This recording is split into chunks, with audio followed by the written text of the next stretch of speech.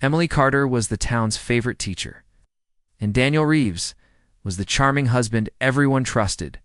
But behind closed doors, their love story was slowly turning into a nightmare no one saw coming. Emily Carter had always been the heart of Pinebrook, their warm smile, gentle demeanor, and unwavering kindness. She was the kind of person everyone admired. She taught second grade at the local elementary school, where children adored her and parents trusted her completely. She spent weekends volunteering at the animal shelter and organizing bake sales for charity. She married her high school sweetheart, Daniel Reeves. It felt like a storybook ending. Everyone in town had attended the wedding held in the town park under a canopy of spring blossoms and watched with admiration as they danced under twinkling lights. The couple seemed inseparable, perfect match molded by years of shared memories and young love. Daniel, once the star athlete in high school, had been known for his charm and drive. He worked in sales and was often seen chatting enthusiastically about plans for the future. Emily and Daniel bought a cozy 3-bedroom home on Maple Street, just a few blocks from her school. They planted flowers together in the front yard and painted the mailbox a bright shade of yellow. Neighbors waved as they passed by during evening walks. On social media, their lives were painted with joy-smiling selfies, anniversary dinners, Sunday brunches, and holiday decorations. It all looked effortless and happy.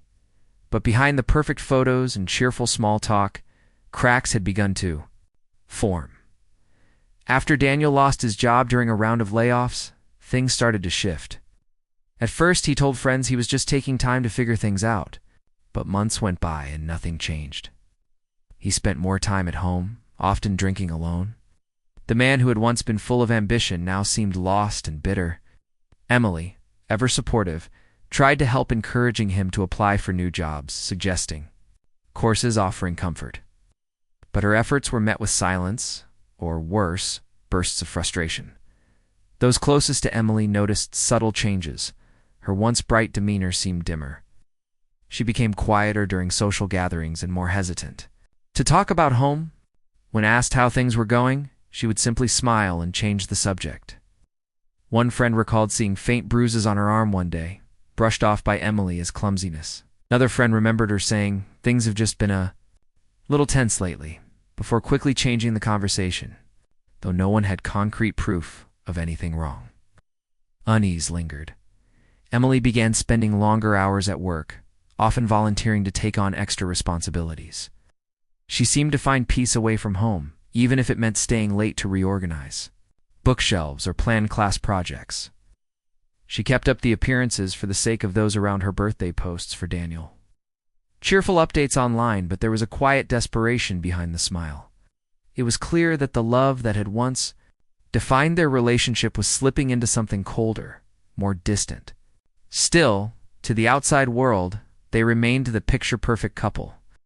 No one in Pinebrook could have imagined that beneath the surface of their seemingly ideal life, something dark was growing, something that would soon explode in a way that would shake the entire town to its core. It was a gloomy Wednesday morning when the first signs of trouble appeared. Rain drizzled lightly over the quiet streets of Pinebrook, soaking the sidewalks and casting a gray hue over the town. Elementary school teachers and staff were beginning to notice something strange. Emily Carter hadn't shown up for work. It was unusual, almost unheard of. Emily was the kind of person who arrived early, coffee in hand, always prepared and smiling. When she didn't call or message anyone, concern quickly spread. Her coworkers tried calling her phone, but every call went straight to voicemail. By mid-morning, the school principal decided to send a staff member to her house. When they arrived at the modest yellow house on Maple Street, they knocked repeatedly, but there was no answer. Emily's car was in the driveway. The lights inside were off. Everything looked normal, but the silence was unsettling. The staff member returned to the school shaken. The principal contacted local authorities for a welfare check. 2 officers arrived at the home shortly after noon. The front door was unlocked, a detail that immediately stood out. Inside, everything was in its place, shoes neatly by the door. Mail stacked on the kitchen counter, a half-finished cup of tea cold on the table, but the house felt eerily still, as if time had stopped. The officers called out Emily's name but got no reply. They moved from room to room cautiously until they reached the bedroom. What they found would haunt them for years. Emily lay on the floor near the bed, motionless. Her body showed signs of a struggle, red marks around her neck, bruises on her arms, and an expression of frozen shock on her face. She had been dead for several hours. One officer stepped outside to call for backup, while the other began securing the scene. Word of the discovery spread quickly, and within hours, police tape surrounded the house. With neighbors standing at a distance, whispering in disbelief, initial findings raised several red flags. There were no signs of forced entry, no broken windows, no damaged locks. Nothing appeared to be missing, not even her wallet. But Emily's phone was gone. So was her wedding ring. Her purse had been left on the couch, untouched. Investigators began to piece together a timeline and reached out to the person most likely to have answers: her husband, Daniel Reeves. When they tried calling Daniel, there was no response. His phone was turned off. Co-workers told police he hadn't shown up for anything in weeks. His friends hadn't seen him. Family members said they hadn't heard from him in days. As the hours passed, his absence grew more suspicious. By the end of the day, police listed him as a person of interest. They issued a notice to neighboring towns and checked transportation hubs. That night, as Pinebrook residents tucked themselves into bed, questions hung heavy in the air. Emily Carter, beloved teacher and cherished member of the community, had been murdered. Her husband was missing. And the town that once felt so safe was now cloaked in fear, disbelief, and the chilling realization that something terrible had happened right in their midst. As news of Emily Carter's death spread, the entire town of Pinebrook found itself gripped by fear and disbelief. In a community where serious crime was almost unheard of, a murder felt surreal. People began locking their doors at night, looking over their shoulders, wondering how something so horrific could happen in their quiet neighborhood. The fact that Daniel Reeves had vanished only deepened the mystery and heightened the tension. Friends, neighbors, and former classmates, who once admired the couple, now questioned everything they thought they knew. Daniel's sudden disappearance made him the prime suspect almost immediately. Investigators began to retrace his steps. Surveillance cameras at nearby stores and gas stations were reviewed. Interviews were conducted with anyone who might have had contact with him in the days leading up to Emily's death. His phone records were pulled, but the trail was thin. It appeared that Daniel had planned his escape carefully. He hadn't used his debit card. He hadn't checked into any hotels under his real name. He had simply vanished. The break-in. The case came when a local bus station manager recognized Daniel's photo. Surveillance footage showed Daniel boarding a long-distance bus bound for the southwest just hours after the estimated time of Emily's death. He wore a dark hoodie, sunglasses, and kept his head down, but it was unmistakably him. He carried only a small duffel bag, and he paid in cash. Investigators followed the trail across state lines, coordinating with law enforcement agencies in multiple cities. Days turned into weeks. Every lead brought them closer, but Daniel, always, seemed one step ahead. A discarded receipt found in a trash can in Arizona showed he had bought hair dye and a prepaid phone. Witnesses in a motel in New Mexico reported a man matching his description, but by the time police arrived, he was gone. It became clear Daniel was trying to disappear, changing his appearance, avoiding cameras, staying off the grid. The manhunt intensified. News stations picked up the story, plastering Daniel's face across screens nationwide. Tips poured in from across the country, but most were dead ends. Then, in a small border town in New Mexico, everything changed. A motel clerk recognized Daniel from a flyer and called it in. When authorities arrived, they found him hiding in a rundown motel room, living under a false name. His hair was dyed black, and he had grown a beard. He looked thinner, hollowed out, like a man unraveling. He didn't resist arrest. In fact, he seemed exhausted, almost relieved. Inside the room, investigators found a small notebook with handwritten notes, lists of bus routes, and vague plans about crossing the border. There was also a photograph of Emily tucked between the pages. It was the same smiling photo she had shared on social media months earlier, taken during a hiking trip, her eyes full of joy. Daniel's capture brought a wave of relief to Pinebrook. but also unearthed new questions. Why had he run? What had really happened that night? And most importantly, what could drive a man who once claimed to love someone so deeply to destroy everything in a single violent act? The answers would soon begin to surface, piece by chilling piece. Following Daniel Reeves' arrest, the investigation shifted into a deeper phase. The focus was no longer just on where he had gone but why he had killed Emily. Prosecutors needed to understand his motive, and Emily's loved ones needed answers. What had happened in the weeks, days, or even moments leading up to her death that caused him to take such a devastating step? The truth was buried beneath layers of secrets, manipulation, and emotional decline. As detectives combed through evidence, a clearer picture began to emerge. Emily's private journal, found hidden inside her dresser drawer, became a crucial source of insight. In her handwriting, neat but occasionally shaky, she described a relationship that had slowly turned toxic.